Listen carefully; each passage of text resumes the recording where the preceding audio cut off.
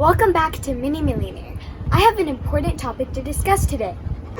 Forecasts about a 30 or 35% chance of a recession. Earlier this month, Deutsche Bank became the first major bank to forecast a U.S. recession. I think it's an underreaction to the fact that we're probably in a recession. This morning, fears of recession are growing, showing up in the stock market. Where do you peg the probability of a recession? So recession remains the big concern with the Fed raising rates as we... What you just saw is what you'll see everywhere on TV, social media, internet, and almost everywhere anybody has something to discuss about the current economy. There seems to be a lot of worry about an impending recession. So what is a recession? It basically means that the economy of the country has stopped growing for more than 120 days. Think of yourself sitting in a car cruising on the freeway, and suddenly you see lots of cars stopped ahead. Now your car also has to start to slow down. You slow down so much that you are barely moving. Then you come to find out there's a big backup because of an accident.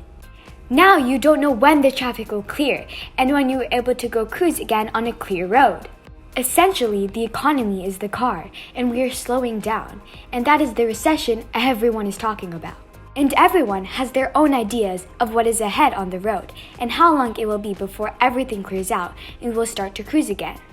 In the case of the car, you can go to your Maps app to see how bad the traffic is. But in the case of the economy, there has never been an app that tells you how bad the economy is or when the recession will get over.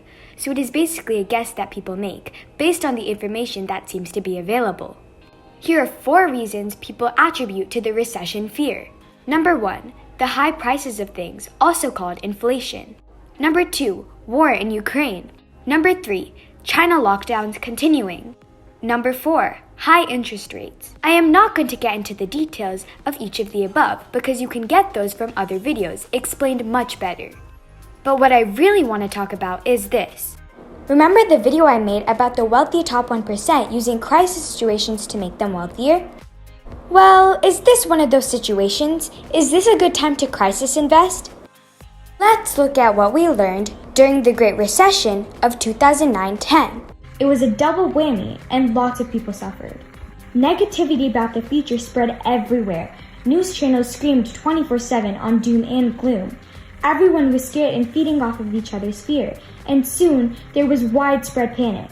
This led to a steep drop in the stock market because everyone started to sell at once. By everyone, I mean 99% of the population.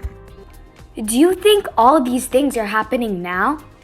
As I have said in my other videos, investing and wealth building is a slow process that takes a long time. We should ask ourselves the following questions to know whether now is a good time to invest. Do we have confidence in the US economy to come out of the slump it is in right now? Do we think we will get back to a period of growth?